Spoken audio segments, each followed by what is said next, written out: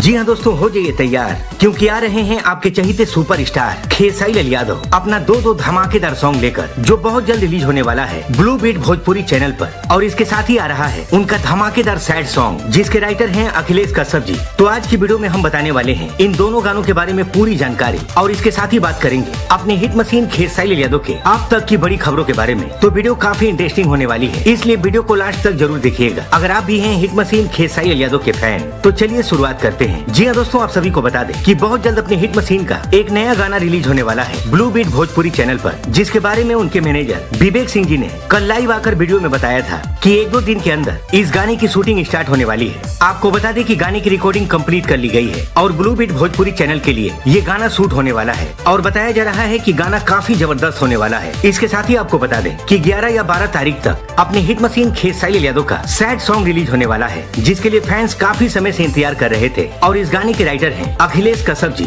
जिनका लिखा हुआ हर गाना भोजपुरी में गर्दा मचा देता है। इसके साथ ही आपको बता दें कि आज सुबह जो गाना रिलीज हुआ है सरिया ए बलम, अपने हिट मशीन खेसारी लाल यादव और कोमल सिंह का यूट्यूब पर धमाल मचा रहा है। जी हाँ दोस्तों, गाने पर 1 मिलियन व्यूज कंप्लीट हो चुके हैं और गाने को दर्शक काफी प्यार दे रहे हैं। तो फिलहाल के लिए दोस्तों बस इतना ही, मिलते हैं एक और धमाकेदार अपडेट के साथ। तब तक के लिए जय हिंद, जय भोजपुरी।